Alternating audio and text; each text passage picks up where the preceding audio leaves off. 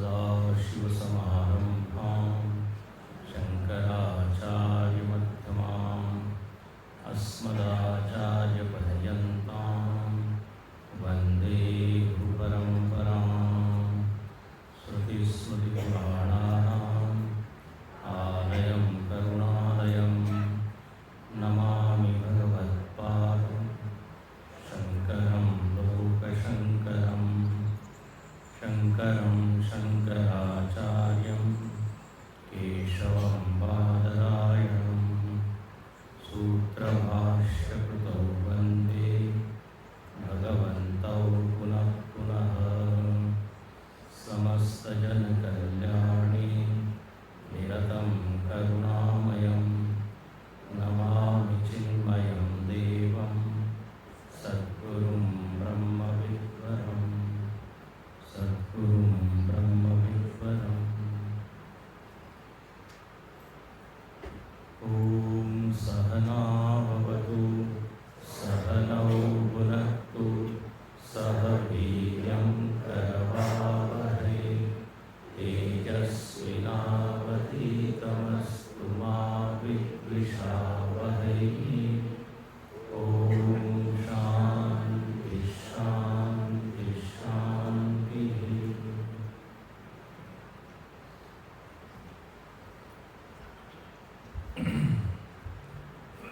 वेदांतो नाम उपनिषद प्रमाणम।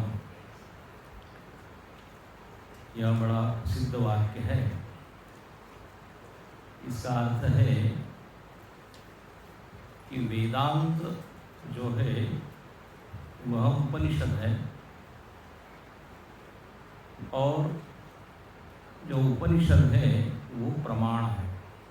तीन शब्द है, वेदांतो नाम उपनिषद प्रमाणम।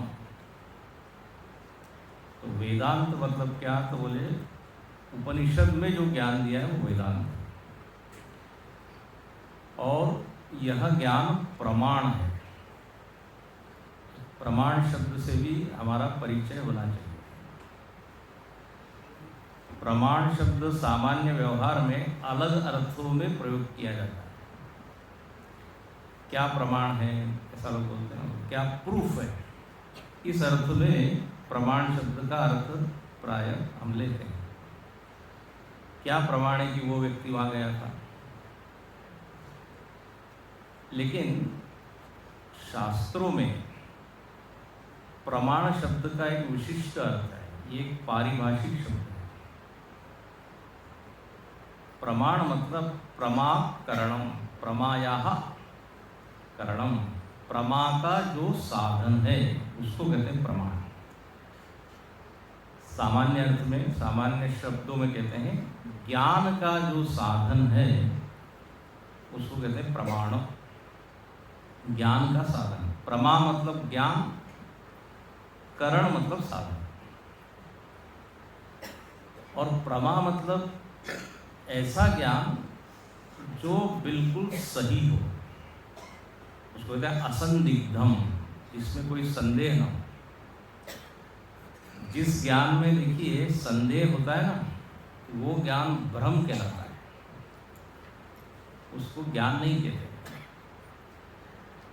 तो प्रमा मतलब ऐसा ज्ञान जो संशय विपर्य रहित है, सही ज्ञान, असंदिग्धम। तो बोले ऐसे ज्ञान का जो साधन है उसको कहते हैं प्रमाण। धीरे धीरे बात समझ में आएगी, तो पहली बार सुन रहे हैं। अब एक उदाहरण देते हैं तो स्पष्ट होगा। अपने पास नेत्र है। नेत्र एक साधन है। वेदांत की भाषा में नेत्र को भी क्या बोलेंगे? प्रमाण। नेत्र साधन है। किस विषय में साधन है? बोले रूप के ज्ञान में साधन है। आपको यदि रूप का ज्ञान प्राप्त करना है तो आपको किसकी सहायता लेनी पड़ेगी? नेत्र। जब आप किसी फूल को देखते हैं, गुलाब का फूल है, कमल का फूल है, तो उसके रंग का ज्ञान होता है। इसी को कहते हैं प्रमा। लाल रंग का है, पीले रंग का है, अब बोले आपने जाना कैसे, किस साधन से? स्पर्श करके। स्पर्श करके रूप का ज्ञान हो नहीं सकता। वस्तु लाल है, पीली है, नीली है, स्पर्श के द्वारा आप नहीं जान सकते। उसके लिए आपको अपनी आंखें ही खोलनी पड़ेगी। आंख ही क्या है? साधन है। इतनी बात तो स्पष्ट है, कठिन नहीं है। यदि आपको किसी अन्न का स्वाद लेना है और उसका ज्ञान प्राप्त करना है कि वस्तु खट्टी है कि मीठी है, तो स्पर्श करके समझ में नहीं आएगा। यहाँ तक कि नेत्रों से देखकर भी आप ये नहीं बता सकते ये वस्तु खट्टी है, मीठी है, तीखी है। आप अंदाज लगा सकते हैं कि इधर वस्तु रखी है तो इधर तो स्वीट रखते हैं जनरली, तो आप अनुमान कर सकते हैं कि ये स्वीट है, मिठाई है। लेकिन आंखें धोखा दे सकती हैं, क्योंकि स्वाद के विषय में प्रमाण आंख नहीं है, स्वाद के विषय में प्रमाण जीवा है। रसना ही प्रमाण है रस के विषय में। तो ये पांचों इंद्रियां जो है इनको कहते हैं प्रत्यक्ष प्रमाण, क्योंकि शब्द, स्पर्श, रूप, रस, गंध, ये जो पंच विषय हैं, इनका ज्ञान यदि प्राप्त करना है तो इन पांच इंद्रियों के पास ही जाना पड़ेगा। तो वेदांत की भाषा में क्या कहेंगे कि ये प्रमाण है। नेत्र, श्रोत्र, स्पर्शेंद्रिय, घ्राणेन्द्रिय। अब आपको किसी वस्तु का गंध लेना है तो आंख से, स्पर्श से नहीं लगेगा, नाक ठीक होनी चाहिए, घ्राणेन्द्रिय। तो प्रमाण मतलब ज्ञान का साधन। अब यदि हमको आत्म वस्तु को जानना है, ज्ञेय वस्तु क्या है, तो बोले आत्म तत्व। तो आत्म तत्व को यदि जानना है तो प्रमाण क्या है ना? तो बोले प्रमाण नेत्र आदि ये इंद्रियां तो हो नहीं सकती, क्योंकि आत्म वस्तु स्थूल नहीं है इन विषयों की तरह, इंद्रियों से परे है। तो बोले इस आत्म वस्तु में प्रमाण उपनिषद है।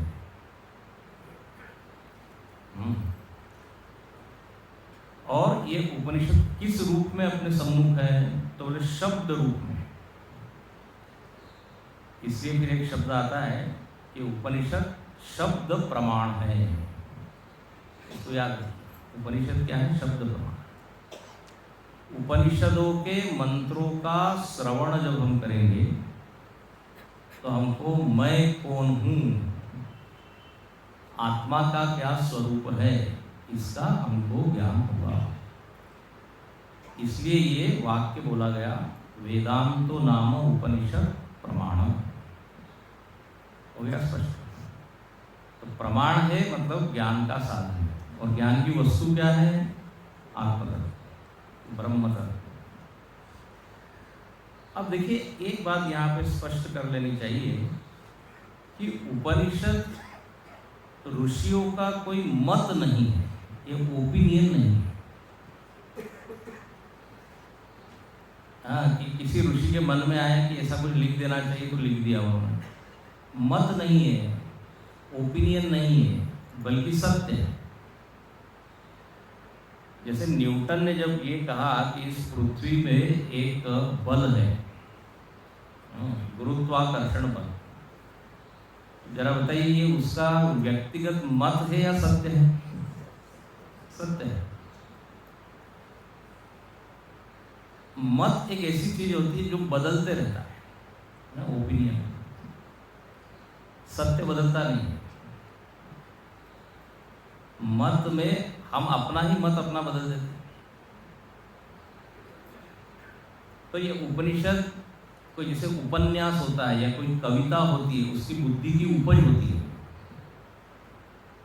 तो उपनिषद किसी ऋषि की उपज नहीं है, जो सत्य का अनुभव उनको हुआ वो सत्य का दर्शन किया उन्होंने और उसी को शब्द के रूप में व्यक्त किया, उसी को कहते हैं उपनिषद। इसलिए कल हमने जो निवेदन किया था कि उपनिषद कोई एक पुस्तक नहीं है, सत्य है। अब जैसे आंख से आप देख रहे हैं कि ये पेड़ है, तो ये आंख का अपना मत है कि अनुभव है? अनुभव है, कोई मत नहीं है, व्यू पॉइंट नहीं है।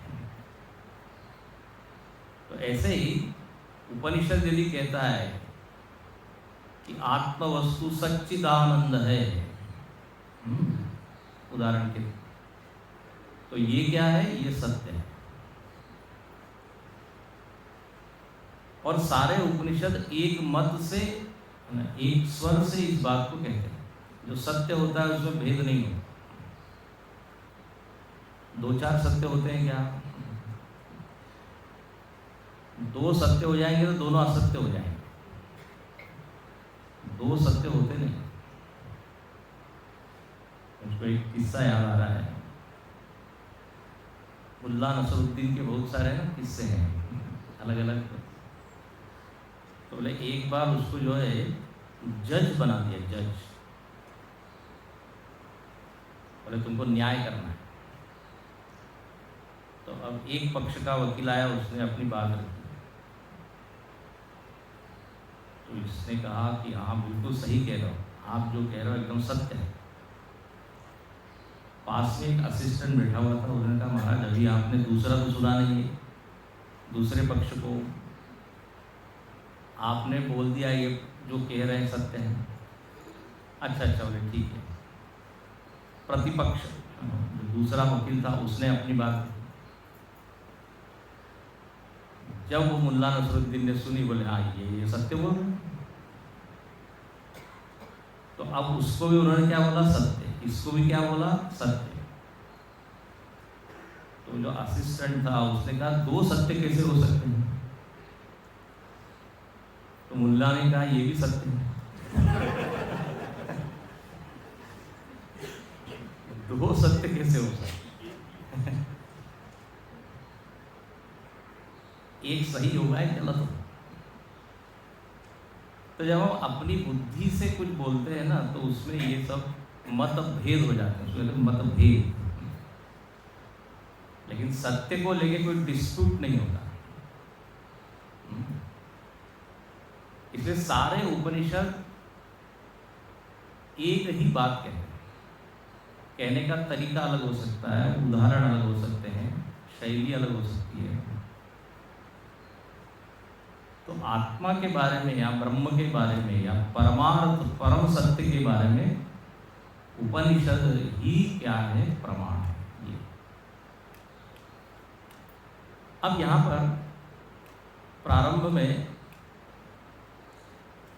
विषय इस तरह रखा है कि अनेक ब्रह्मवादी लोग, ब्रह्मवादी का यहाँ पर अर्थ है ब्रह्म जिज्ञासु, वो लोग आपस में चर्चा कर रहे हैं। देखो बिल्कुल अलग शैली है यहाँ। आपस में वो चर्चा कर रहे हैं कि इस जगत का कारण क्या है। इसलिए पहली पंक्ति है हरि ओम ब्रह्मवादिनो वदंती। ब्रह्मवादी लोग मतलब इनका एक कोई, जैसे अपने चिन्मय मिशन में एक स्टडी ग्रुप चलता है, जानते हैं क्या स्टडी ग्रुप? स्वाध्याय मंडल उसको कहते हैं, महाराष्ट्र उसको अभ्यास वर्ग कहते हैं। तो 8-10 लोग मिलके चर्चा करते। गुरुदेव ने परंपरा की, बोले श्रवण के बाद मनन होना चाहिए। तो यहाँ पर ये मनन कर रहे हैं। क्या मनन कर रहे हैं? बोले किम कारणम ब्रह्म। जरा पहला मंत्र में पढ़ें। किम कारणम ब्रह्म कुतस्म जाता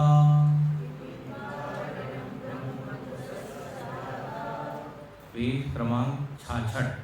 66 मतलब हिंदी में इसको 66 कहते हैं। किं कारणं ब्रह्म कुतस्म जाताम् जीवामकेन क्व च सम्प्रतिष्ठा अधिष्ठिता केन सुखेतरेषु वर्तामहे ब्रह्मविदो व्यवस्थाम् किं कारणं ब्रह्म कुतस्म जाताम् जीवामकेन क्व च सम्प्रतिष्ठा अधिष्ठिता केन सुखेतरेषु वर्तामहे ब्रह्मविदो व्यवस्थाम्।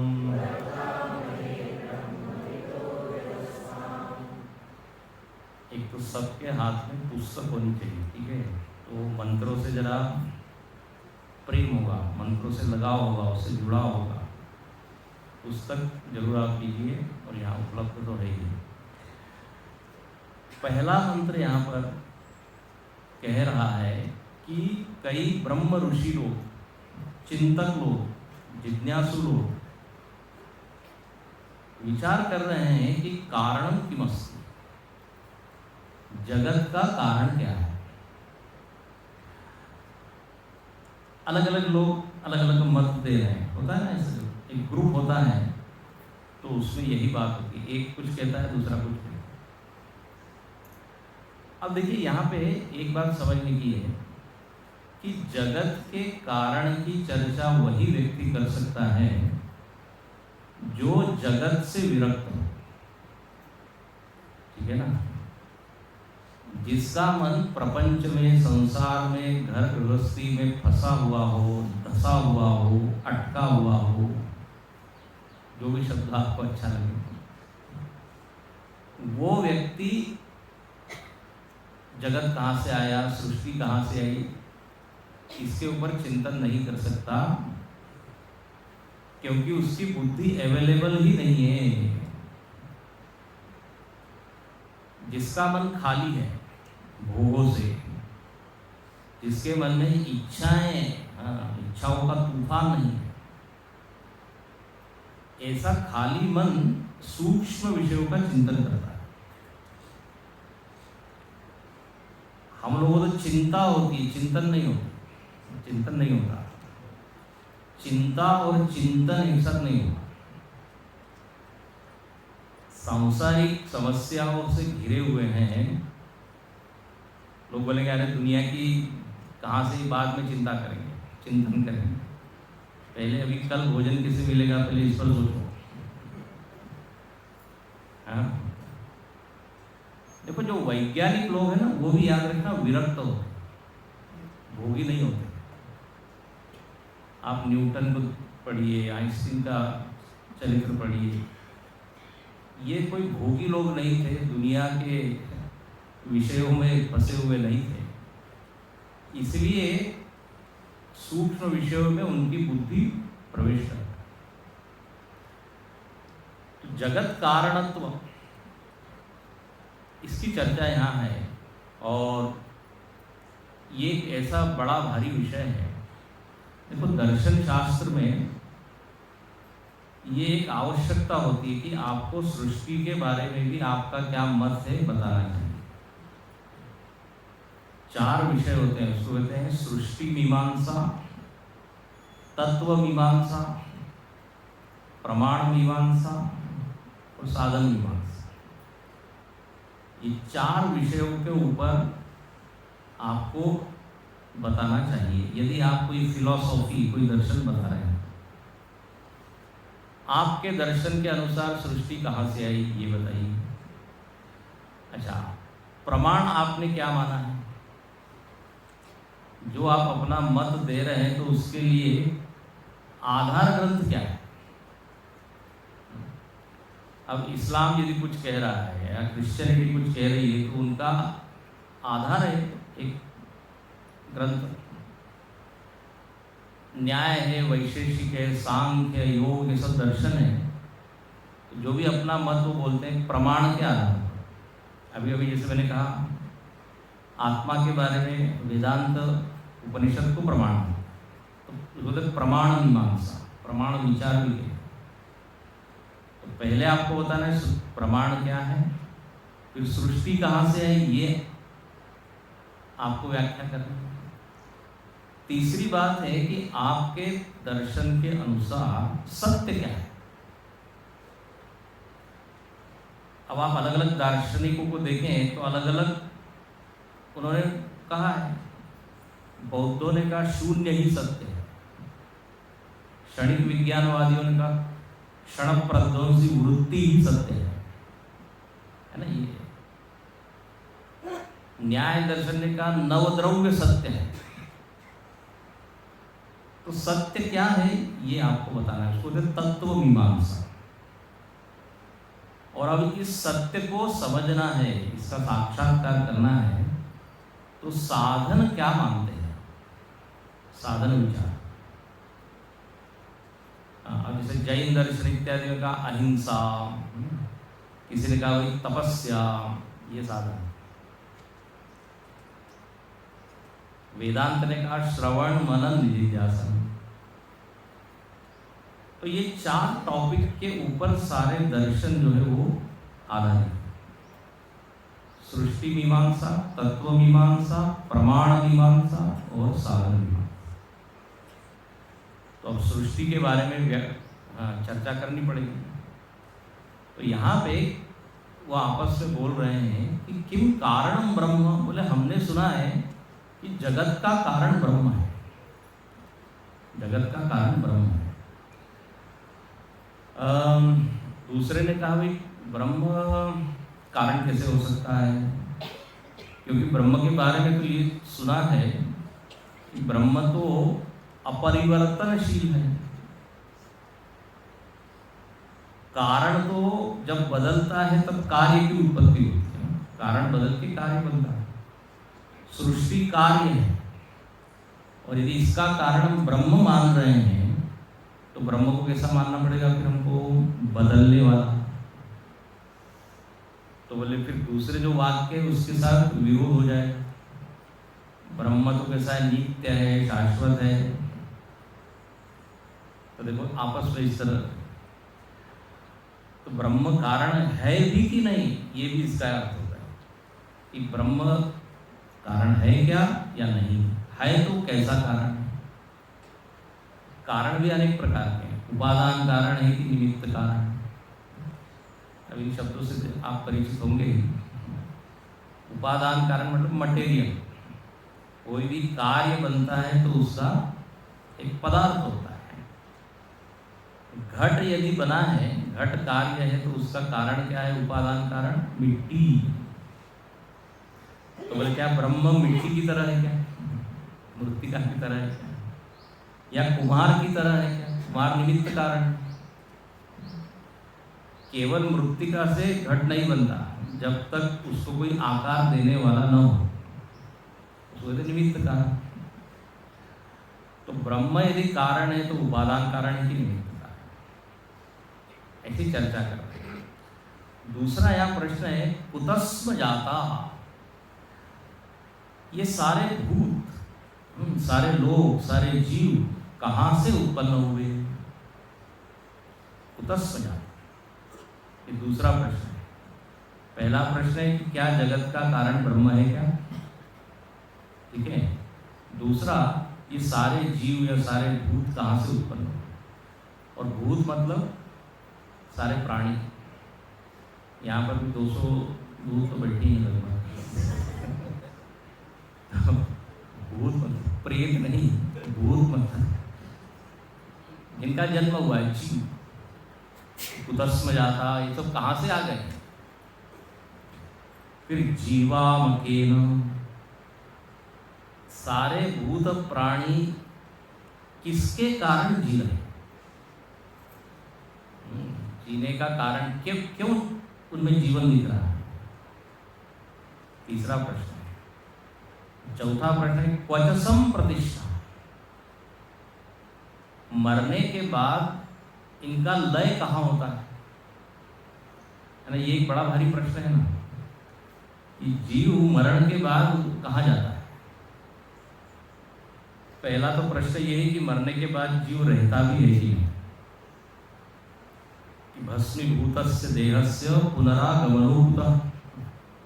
चार्वाक का तो यही मत है कि बोले कुछ नहीं, सब समाप्त यही हो जाता है। शरीर ही मैं हूँ, शरीर की समाप्ति के साथ खेल खत्म। न तो पुनर्जन्म है न पूर्व जन्म,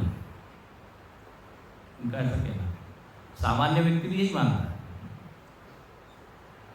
लेकिन यहाँ इसके ऊपर चर्चा हो रही। बोले नहीं नहीं, हमने सुना है कुछ जीव रहता है। कठोपनिषद में भी नचिकेता ने यही कहा ना, बोले येयम प्रेते विचिकित्सा मनुष्य अस्ति इति नायम अस्ति। कोई लोग कहते हैं कि कुछ रहता है, कुछ लोग कहते हैं कुछ नहीं रहता। तो नचिकेता कहता है कि यमराज जी, आपसे बढ़िया इस विषय में उत्तर देने वाला कौन होगा, क्योंकि आपका डिपार्टमेंट मरण वाला। कठोपनिषद ने चर्चा वहीं से शुरुआत चर्चा की। तो जीवा क्वचसम प्रतिष्ठा, कहाँ वो रहता है, रहता भी की है कि नहीं।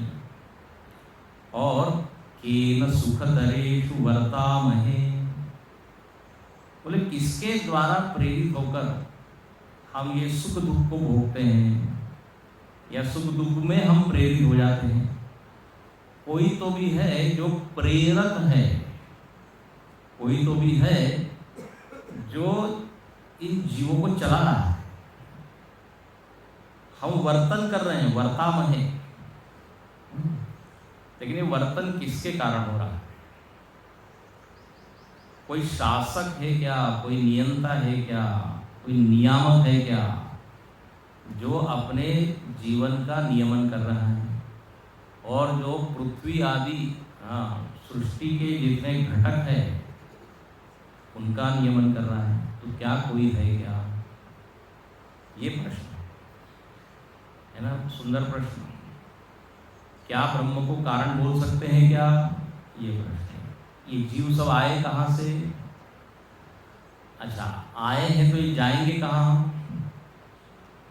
और किसके कारण जी रहे हैं, और क्या कोई इसका वर्तक नियामक है क्या, ऐसे ये प्रश्न। अब सामान्य व्यक्ति क्या कहेगा, ये कोई खास विशेष नहीं, हमको मालूम है हम कहाँ से आए, माता के उधर से आए, इसमें आप उसको इतना बड़ा इशू क्यों बना रहे हैं, इस पे क्या चिंता। और बोले कहाँ जाएंगे, तो अभी तो बताया शरीर के बाद तो कुछ होता नहीं, एक बार भस्मीभूत हो गया। तो सामान्य व्यक्ति इसकी गहराई को नहीं जानता है। इतने यदि सामान्य उत्तर होते तो इतना बड़ा उपनिषद प्रकट नहीं होता। उपनिषद के प्रश्न भी इतने गहरे हैं, आप अन्य उपनिषदों को भी देखिए। कुतो वा इमानि भूतानि जायन्ते, ऐसा प्रश्न है, कहाँ से सारे भूत आए। मुंडक में बड़ा अच्छा प्रश्न है, कस्मिन्नु भगवो विज्ञाते सर्वविदं विज्ञातम भवति। अब ये प्रश्न अपनी बुद्धि में कभी आ ही नहीं सकता। बोले किसको जान लेने से सब चीज का ज्ञान हो जाता है,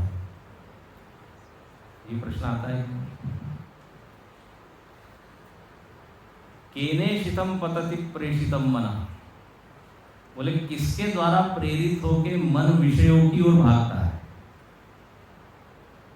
कौन इंद्रियों को शक्ति दे रहा है, ये बताइए।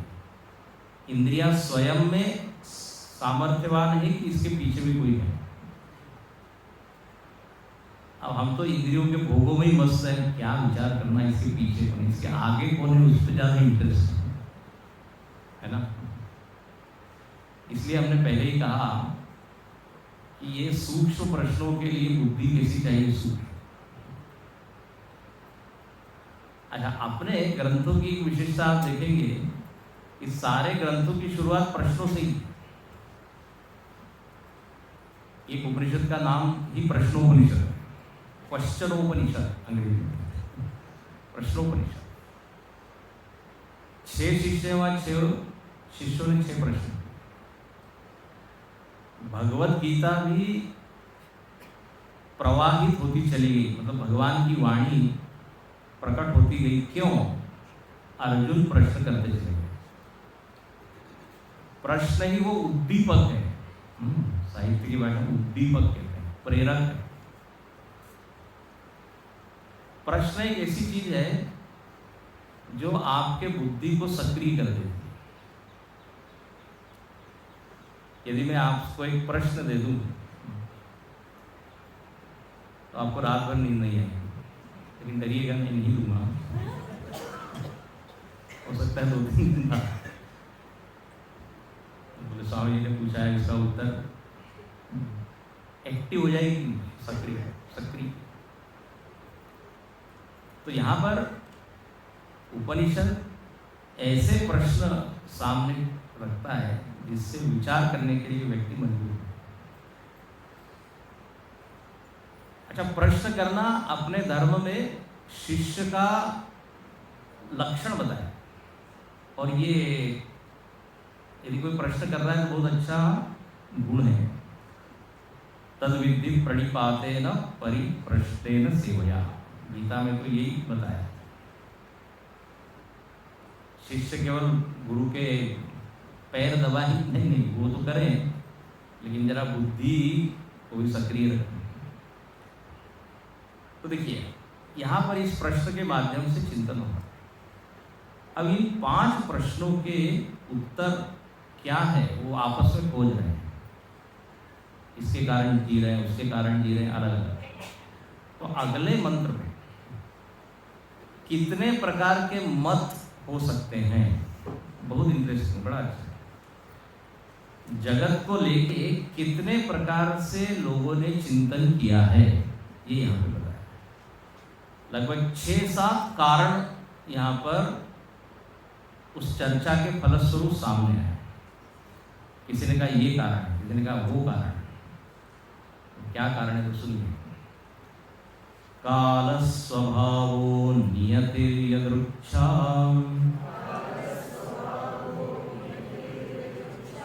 भूतानि योनि पुरुष इति चिन्त्याम् संयोगैषां नत्वात्मभावात् आत्म्याप्यनीश सुखदुःखहेतो कालस्वभावो नियतिर्यदृच्छा भूतानि योनि पुरुष इति चिन्त्याम् संयोगैषां नत्वात्मभावात्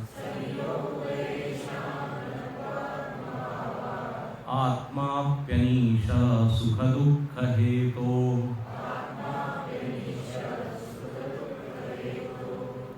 अब देखिए, सब लोग अपना अपना मत बता रहे हैं। किसी ने कहा कि जगत का जो कारण है वो है काल।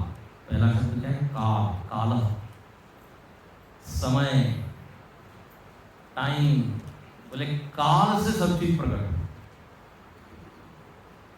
काल एक ऐसी वस्तु है, दिखती नहीं है, समय दिखता नहीं है, लेकिन समय जबरदस्त चीज है।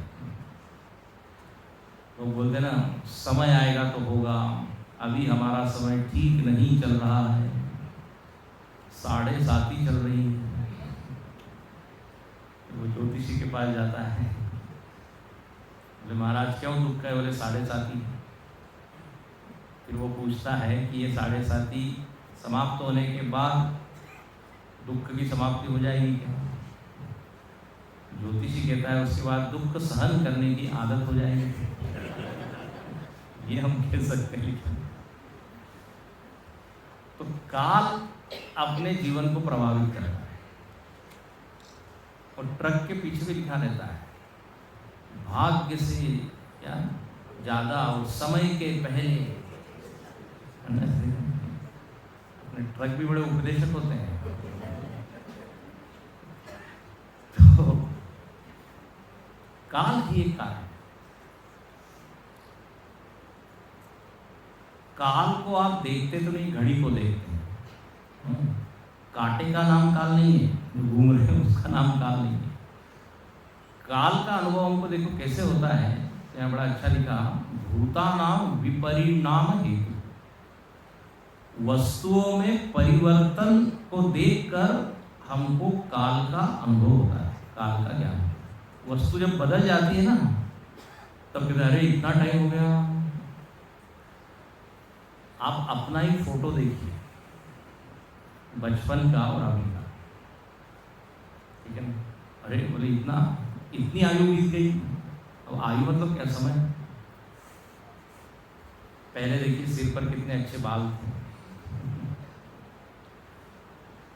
अपना ही फोटो हम नहीं पहचान पाते। कई बार होता है एयरपोर्ट पे इमिग्रेशन ऑफिसर को देखता है, ये पासपोर्ट पे हम ऐसा फोटो लगा के रखते हैं जो इतना परिवर्तन हो जाता है। परिवर्तन को देखकर ये हम कह सकते कि हाँ इतना समय बीत गया, ठीक है। इसे विपरिणाम है। काल की एक परिभाषा और है, व्यवहार उपपादक काल। काल जो है व्यवहार का उपपादक, मतलब यदि हमको व्यवहार करना है तो बीच में एक वस्तु चाहिए, वो है काल। अब जैसे प्रवचन, ये सत्संग या ये वर्ग क्लास हमको करनी है।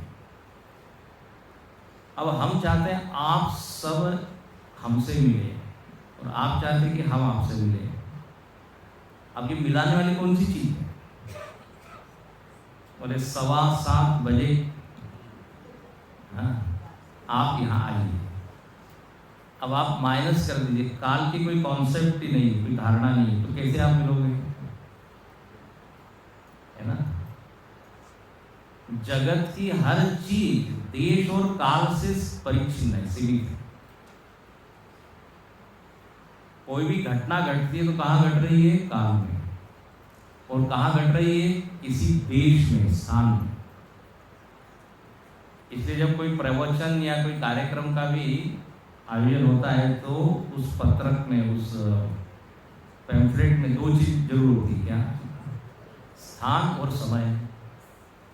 ज्ञान एक है, कब है, लोग तुरंत पूछते कब है, बोलिए कहाँ पर है, यहाँ।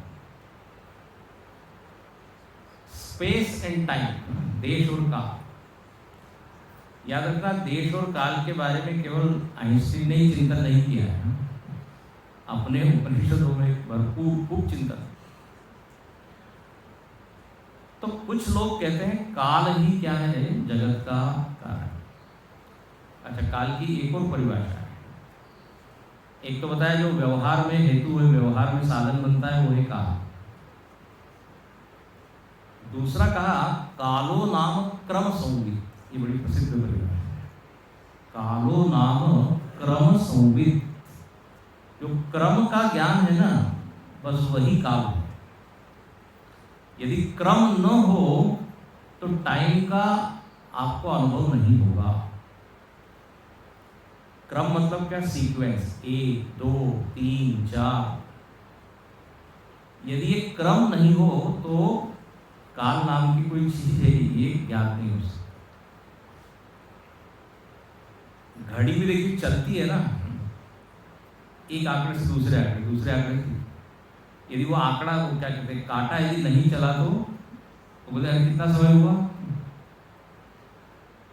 तो समय के ज्ञान के लिए क्रम की आवश्यकता है। जब पहले ये घड़ियां नहीं थी तो सूर्य के क्रम को देखकर लोग काल की बात करते थे। सूर्य भी एक पॉइंट से दूसरे पॉइंट, दूसरे सोलर वॉच होती थी, सूर्य घड़ी। देखो, सुषुप्ति में, नींद में आपको समय का कोई अनुभव नहीं, कोई भान नहीं। क्यों? क्योंकि नींद में कुछ भी क्रम नहीं है। इसके ऊपर विचार कीजिए।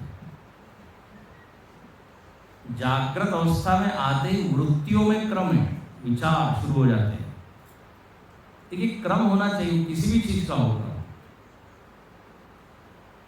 इसके ऊपर आप चिंतन कीजिए। क्रम यदि नहीं हो, अब जो बिल्कुल समाधि में चला गया उसको भी समय का भान नहीं होता, क्योंकि इसकी सारी वृत्तियां ही क्या हो गई, शांत हो गई। जब व्यक्ति बहुत डिस्टर्ब होता है, टेंशन में होता है, तो इतनी सारी वृत्तियां आती है कि समझ नहीं जा रहा है। लोग बोलते हैं समय के परे नहीं जा पाता, क्योंकि वह क्रम है। तो कुछ लोगों ने क्या कहा, बोले समय ही क्या है कारण। दूसरे एक ऋषि थे, वो बोले नहीं नहीं, नियत स्वभाव हो। जगत का कारण स्वभाव है। स्वभाव मतलब क्या? तो देखिए, हर वस्तु के भीतर एक शक्ति होती है, उसको कहते हैं स्वभाव। यहाँ बड़ा अच्छा लिखते हैं, स्वभाव नाम पदार्थानाम प्रतिनियता शक्ति। हर चीज की एक भीतर एक वस्तु में शक्ति, बोले बस उसको कहते हैं स्वभाव। स्वभाव के कारण जगत उत्पन्न हो, ऐसा किसी ने सुन लीजिए। तीसरा कहते हैं नियति। तीसरा फैक्टर, तीसरा घटक नियति। बोले नियति मतलब क्या? अब नियति मतलब सामान्य हम लोग क्या बोलते हैं, भाग्य। नियति में नहीं था, भाग्य, प्रारब्ध, कर्मफल, ये सब नियति के अर्थ में। बोले ऐसी ही नियति थी, इसलिए ये घटना घट गई। तो किसी ने नियति को कारण माना, किसी ने कहा यदृच्छा।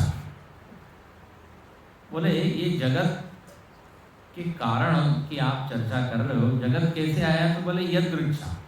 यदृच्छा मतलब क्या? आकस्मिक। There is no particular one reason और वन कॉज। आकस्मिक। सामान्यतः लोग यही बोलते, बोले हो गया एक्सीडेंटली, एक शब्द बोलते हैं ना, ऐसा कुछ संयोग हुआ कि हो गए, उसके कोई और कुछ कारण नहीं है। कुछ घर, कुछ क्या चीजें मिला के ये सब बन गया। गुरुदेव कहा करते थे कि इस जगत में there is no accident, only incident. मतलब कोई ऐसा संयोग नहीं है, बल्कि हर चीज में के पीछे कुछ न कुछ कारण है। हमको कारण न मालूम होने के कारण लगता है ये संयोग है। भाई हर चीज के पीछे कारण है, आप जाने या न जाने। यदि आप जान लेते हैं तो फिर वो आश्चर्य नहीं रह जाता, वो आकस्मिक हो गया ऐसा नहीं रहे। अब पेट दर्द हो रहा है, बोले अचानक देखिए पेट दर्द शुरू हो गया। डॉक्टर कहता है अचानक वगैरह कुछ नहीं, रात में आपने बढ़िया से जितना खाना चाहिए था उससे थोड़ा ज़्यादा खाया है या गलत खाया है। अब हमारे लिए वो अकस्मात। देखिए अकस्मात शब्द बड़ा अच्छा है संस्कृत में। अकस्मात मतलब तस्मात, कहाँ से वो हुआ ये नहीं मालूम, तो हम क्या बोल देते हैं? अकस्मात, अचानक। और फिर उस घटना को देख के आश्चर्य होता है कैसे हो गया। लेकिन यदि उसका कारण मालूम हो जाए तो फिर आश्चर्य नहीं। गुरुदेव उदाहरण दिया करते थे ये बिजली का। कोई गांव से एक व्यक्ति आया शहर में, गुरुदेव बड़ा उसको नाटकीय ढंग से पेश, और थोड़ी गर्मी लग रही थी। गुरुदेव उठे, उन्होंने स्विच ऑन किया, पंखा घूमने लगा, हवा चलने लगा। वो व्यक्ति कहने लगा स्वामी जी आप जादूगर हैं, बताइए एकदम हवा चलने लगी, घूमने लगा कैसे? बहुत ज्यादा बोले हवा चल रही है। तो गुरुदेव उठे और बंद किया, बंद हो गया। अरे स्वामी जी आप लगता है कोई योगी है। गुरुदेव गुरुदेव ने कहा अरे ऐसी बात नहीं है, इसके पीछे एक शक्ति है, उसका नाम है क्या, विद्युत शक्ति। ये अकस्मात नहीं घूम रहा है, यदृच्छा नहीं है, इसके पीछे कारण। बोले क्या होती है इलेक्ट्रिसिटी? अब गुरुदेव बड़े समझाते एनर्जी है, और उसके कारण बल्ब में प्रकाश है, ट्रेन चलती है, सब उसको समझ में नहीं आ रहा है। गुरुदेव ने कहा देखो आपको ये समझना है तो फिर अब आपको एक योग करना पड़ेगा। योग जैसे कर्म योग, भक्ति योग होता है, कौन सा योग? तो बोले विद्युत योग। क्या होता है? सरल है, 2 उंगलियों को लेना है और जो छेद है प्लग के उसमें डालना है, इलेक्ट्रिसिटी योगा। तो तुमको ज्ञान हो जाएगा कि एक शक्ति है। यहीं पे ये उदाहरण में पूरा करता हूँ, गुरुदेव उसको भी आगे बढ़ाते हैं। तो यदृच्छा नहीं है कहने का अर्थ मालूम न होने के कारण। तो लोग कहते हैं इसका कोई कारण नहीं, आकस्मिक। तो किसी ने काल को कहा, किसी ने नियति को कहा, किसी ने स्वभाव को कहा, किसी ने कहा यदृच्छा, किसी ने कहा भूतानी। भूतानी मतलब ये पंच तत्व जो है ये कारण है सृष्टि। पंच तत्व मूल में है और उससे सृष्टि बन गई, भूतानी। किसी ने कहा योनि ही। योनि का अर्थ कई लोगों ने ऊर्जा किया है, ऊर्जा, एनर्जी। और वैज्ञानिक लोग क्या कहते हैं? ऊर्जा है। ये जितना भी मैटर हमको पदार्थ दिख रहा है, बोले ये कुछ नहीं, ऊर्जा का ही क्या है, एक दूसरा रूप है। ऊर्जा ही अलग अलग रूप ले लेती है, तो उसी को क्या बोलते हैं? पृथ्वी, सूर्य, चंद्र, ग्रह, नक्षत्र। सो ऊर्जा इज द कॉज, कारण। ये आपने सुना होगा। अच्छा, किसी ने कहा पुरुष। पुरुष का अर्थ किया यहाँ पर विज्ञानमय आत्मा। कोई एक बुद्धिमान, कोई एक पुरुष होगा, वो इस सृष्टि के मूल में है। हाँ, बुद्धिमान पुरुष, कोई बुद्धिमान जीव, उसने इस सृष्टि बना दी। जैसे एक जादूगर बना देता है, या जैसे विश्वामित्र जी ने स्वर्ग बनाया, जानते हैं, अपने योग बल से। तो हो सकता है कोई ऐसा योगी हो जिसने सृष्टि बना दी। तो देखो इतने सारे कारण यहाँ पर गिना दी, चर्चा हो रही है। किसी ने कहा हो सकता है सारे जीव मिलके इस सृष्टि को बनाए, ठीक है ना। अच्छा, वैज्ञानिक लोगों से पूछा तो उन्होंने क्या कहा? बोले बहुत सारे तत्व थे, कैल्शियम, फास्फोरस, हाइड्रोजन, नाइट्रोजन, ये सब मिल गए तो क्या बन गई? ये सृष्टि बन गई। एक आपने सुना होगा, एक सिद्धांत है उसको बिग बैंग थ्योरी। एक महाविस्फोट हुआ। बोले पहले एक आग का गोला था बहुत बड़ा, उसमें एक बहुत बड़ा विस्फोट हुआ और उस विस्फोट से अनेक टुकड़े निकले और वही एक ग्रह नक्षत्र के रूप में चितर बितर गए पूरे ब्रह्मांड में। तो वैज्ञानिक लोग, किसी ने कहा यहाँ पर एक है क्वांटम थ्योरी। बोले यहाँ वस्तुएं दिखती है, वो वस्तुएं नहीं है, सब तरंग के रूप में, तरंग तरंग तरंग। किसी ने आकाश को कारण कहा। बोले आकाश, स्पेस, वहां से सब चीजें। डार्विन की सिद्धांत को यदि आप देखें तो उसने क्या कहा? बोले पानी, पानी था, उस पानी में पहले एक कोशीय जीव आया, फिर 2 कोशीय,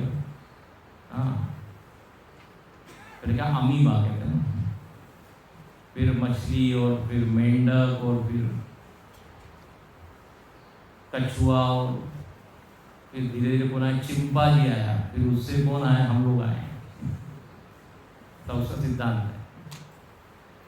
तो देखो सृष्टि के बारे में कितने लोगों ने चिंता की।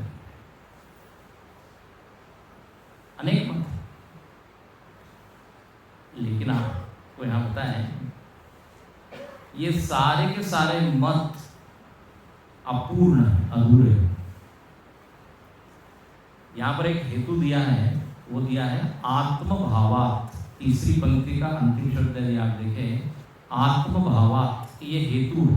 हेतु मतलब कारण। बोले ये जितने मत हैं कि देश से आया, काल से आया या तत्वों से आया, बोले ये सब गलत है, उसका एक कारण हम दे रहे हैं।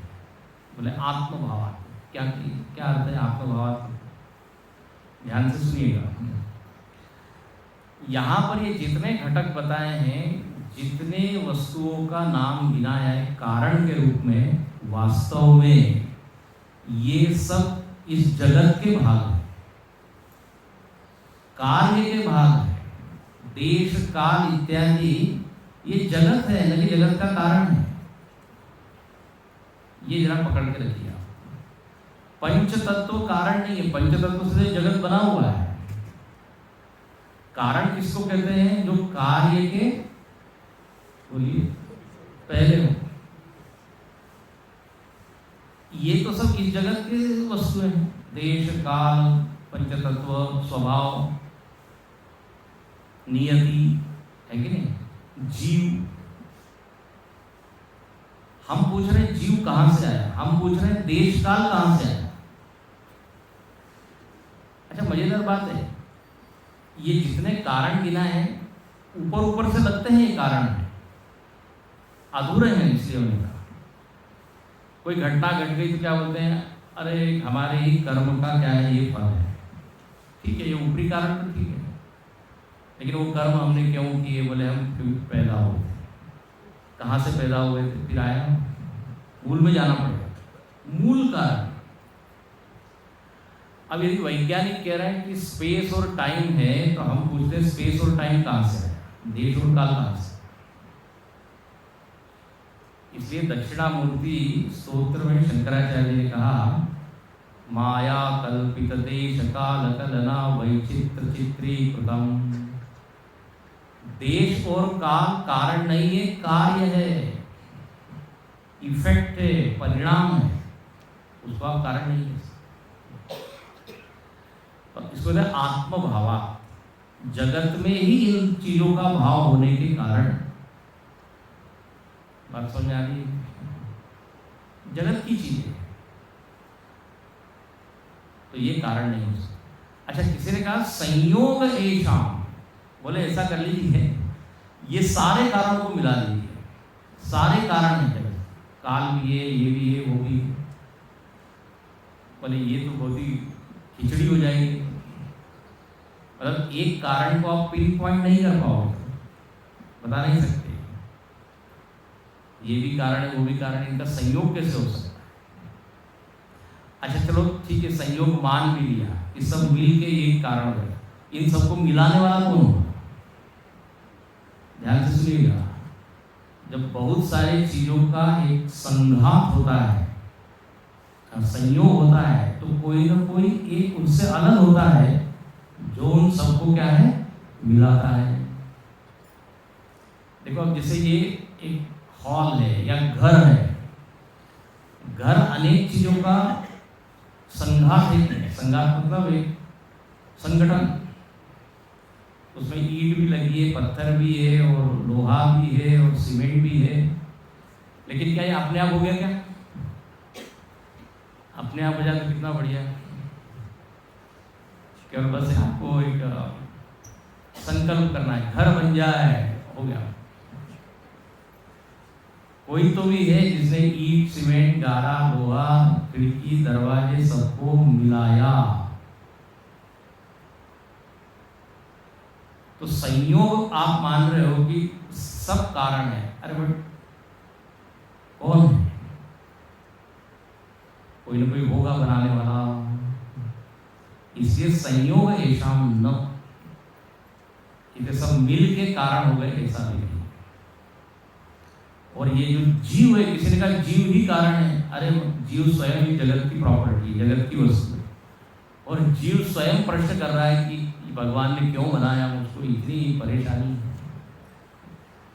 लोग एकदम आध्यात्मिक प्रश्न करते हैं, बहुत दुख होता है, तो भगवान ने दुनिया आखिर बनाई क्यों? मैंने ऐसा क्या किया था, मैं कौन हूँ? आध्यात्मिक हो जाता है। तो जीव स्वयं दुखों को झेल रहा है, वो कारण कैसे होगा? उसको ही मालूम नहीं दुख का कारण क्या है। तो यहाँ सारे इन घटकों का क्या कर दिया? निषेध कर दिया, क्योंकि ये जगत की ही सारी वस्तुएं हैं। तो बोले हाँ, ये बात तो सही है। तो बोले फिर अब इनसे भिन्न कोई कारण होना चाहिए। अब क्या किया इन सब लोगों ने? तो कहते सब लोगों ने ध्यान किया। और जरा ध्यान करके हम देखते हैं कि क्या कारण हो सकता है, क्योंकि ये सारे कारण अधूरे हैं, अपूर्ण हैं, ऊपरी ऊपरी। तो ध्यान किया, और ध्यान का परिणाम क्या हो गया? उनको स्पष्ट हुआ कि जगत का कारण क्या है। देखिए, एक बात याद रखिए, नियम है विज्ञान का, यदि कार्य है तो कारण तो होना ही चाहिए। If there is an effect, there has to be cause. कोई भी घटना, छोटी से छोटी घटना क्यों न हो, कारण तो होगा ही।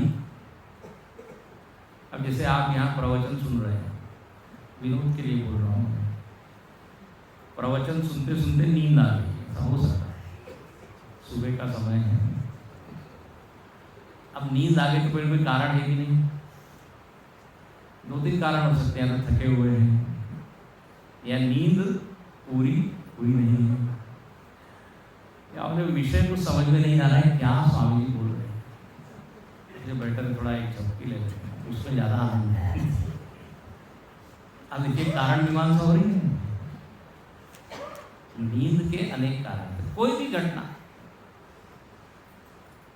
कार्य है तो कारण होना ही चाहिए। अब ये सारे कारणों का तो निषेध हुआ, तो अब क्या कारण है? तो अब हम तीसरा मंत्र पढ़ते हैं और क्लास यहीं पूर्ण करते हैं, क्योंकि इसका भी कारण है। समय हो रहा है। ते ध्यान योगानुगता अपश्यन् देवात्मशक्तिं स्वगुणैर्निगूढाम् यत्कारणानि निखिलानि तानि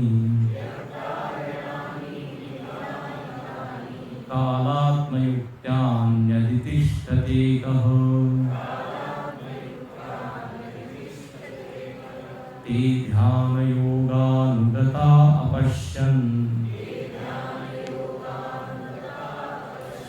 देवात्मशक्तिं स्वगुणैर्निगूढाम्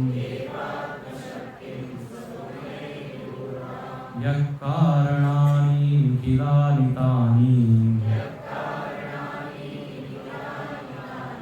कालात्मयुक्त्यान्यधितिष्ठते कः।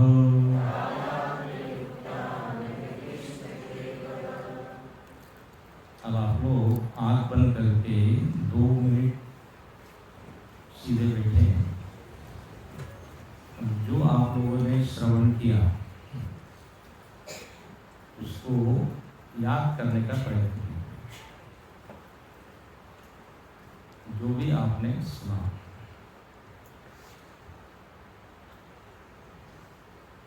विचारों को पीछे पीछे ले जाइए। अंतिम में क्या विचार हुआ, उसके पहले क्या हुआ, उसके पहले क्या विषय था। ये भी एक प्रकार का ध्यान है।